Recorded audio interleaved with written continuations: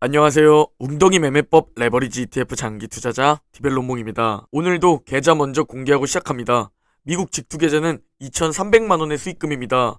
그리고 국내 계좌는 26%의 수익률과 310만원의 수익금입니다. 지금 미국 증시가 잠시 조정을 받고 있지만 오히려 좋다는 마음으로 보유하고 있습니다.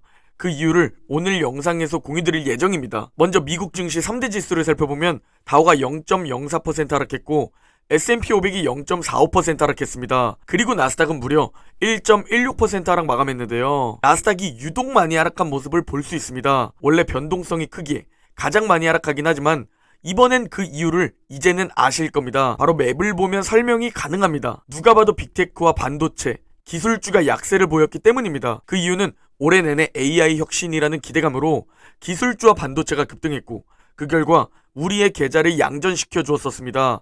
그러니까 당연히 너무 많이 올랐으니까 어느 정도 빠지는 게 당연하다는 겁니다. 절대 수익금, 수익률이 지금 조금 줄어든다고 기분 나빠하시거나 후회하시거나 조급해하지 마시고 자본가의 마인드를 장착한 상태로 자산의 오르내림을 무덤덤하게 받아들이시기 바랍니다. 그리고 오늘 테슬라가 6% 급락했습니다. 다른 기업들에 비해 유독 크게 하락한 모습인데요. 바로 골드만삭스의 리포트 때문입니다.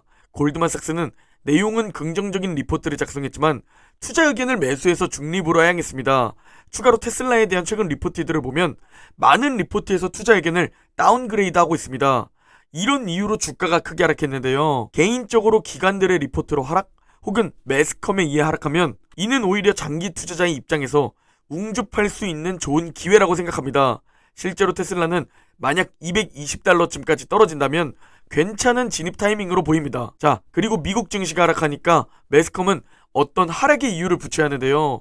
참으로 어이없게도 러시아 내부 반란의 실패로 인한 지정학적 리스크를 핑계를 대고 있습니다. 이번 내부 반란으로 인해 나토와 분쟁이 더 커진다. 핵 리스크가 더 커졌다. 러시아가 더 자원을 쪼일 것이다. 라는 내용입니다. 이미 전쟁이라는 재료는 반영이 다 끝났습니다. 웬만하게 큰 내용이 아니고서는 영향을 미치지 않습니다. 이는 단순히 매스컴에 끼워 맞추기일 뿐이죠. 이 러시아 내부 반란으로 하락한 게 아니라 그냥 증시가 조정받을 때가 되니까 받은 겁니다. 그리고 마침 그 이유가 내부 반란 실패라고 매스컴에서 이유를 끼워 맞추는 것이죠. 누가 봐도 올해 내내 너무 급등한 모습입니다. 올해가 시작되자마자 증시는 상승했고 거의 조정이랄 것도 없이 급등했습니다. 그 결과 우리의 계좌가 양전된 겁니다. 누가 봐도 너무 많이 올랐고 심하게 급등하는 모습을 보이니까 당연히 어느 정도는 떨어져야 하는 겁니다. 무려 3개월이라는 시간 동안 증시는 3% 이상 하락하지 않았었습니다. 우리가 최근 몇 달 동안 기분이 좋았던 이유가 증시가 3% 이상 하락하지 않으니까 계좌가 계속 오르고 돈 복사가 된다는 느낌을 받았죠. 그리고 이 정도로 하락하지 않는다는 건 절대 흔치 않는 상황입니다. 그러니까 당연히 떨어질 때가 된 것이었죠. 그래서 제가 2주 전부터 조금만 기다려라. 지금은 매수하지 마라. 매수 타이밍이 곧 올 것이라고 말씀드렸던 겁니다. 그럼에도 주식시장은 반복됩니다. 항상 고점에 못 참고 매수하는 분들이 생겨납니다. 이건 어쩔 수 없습니다. 이건 인간의 본능입니다. 이 본능을 억누르는 게 얼마나 힘듭니까? 알면서도 감정을 컨트롤하지 못하는 거죠. 그리고 웅덩이 매매법에 대해 설명드리려고 하는데요. 나스닥 일봉 차트로 바라보면 드디어 기다리던 21선을 터치했습니다. 화면 속 핑크색 선이 21선인데요. 이는 웅덩이 매매법 1차 매수 타이밍이 시작되었다는 거죠. 즉 저도 오늘 소액 매수하려고 합니다. 새로 만든 두 번째 계좌로 말이죠. 매수 비중은 스스로 선택하시면 됩니다. 그리고 반도체 역시 웅덩이 매매법 1차 매수 타이밍입니다. 21선을 터치하는 모습이 연출되었습니다. 저는 나스닥과 반도체 모두 소액 줍줍할 계획을 가지고 있습니다. 여러분, 기다리면 기회는 항상 옵니다. 제가 말씀드렸지 않습니까? 저도 너무 사고 싶었지만 지금은 참고 기다려야 하는 과매수 구간이라고 말이죠. 기다리면 기회는 올 것이라고 말이죠. 이런 인간의 본능, 감정을 컨트롤하지 못한다면 분명히 장기 투자에서 실패하게 될 겁니다. 절대 과매수권에서 매수하시면 안 됩니다. 더 오르더라도 그건 보유자의 영역이지 내가 올라탈 영역이 아니라는 겁니다. 꼭 이 말을 명심하시기 바랍니다. 자, 그리고 오늘은 자본주의에 대해 간단하게 얘기를 해볼까 하는데요. 지금으로부터 40년 전 1980년대 초반 물가를 살펴보려고 합니다. 과장님 월급이 50만원이었으며 서울 아파트 한 채는 1200만원이었습니다. 짜장면은 500원이었으며 소주가 200원이었죠. 대략적으로 물가가 50배 상승했다는 얘기입니다. 40년 동안 말이죠. 그리고 이미 예상하신 분들은 아시겠지만 이 물가가 상승했다는 것은 현금 그리고 화폐라는 것의 가치가 하락한 겁니다. 우리는 느낄 수 없겠지만 이번에 국밥이 10,000원이 되는 시대로 물가가 올랐죠. 옛날에는 6,000원, 7,000원이었던 것 같은데 말이죠. 그만큼 화폐 가치가 하락하게 된다는 겁니다. 그리고 이 물가도 결국 오를 수밖에 없고 화폐 가치는 점점 하락할 수밖에 없다는 것은 결국 한국의 부동산이나 미국 증시 역시 오른다는 것을 의미합니다. 그래서 우리가 절대 예금과 적금을 들면 안 되고 감당 가능한 선에서 부동산을 보유하고 감당 가능한 선에서 주식을 보유해야 하는 겁니다. 말 그대로 자산을 보유해야 하는 거죠.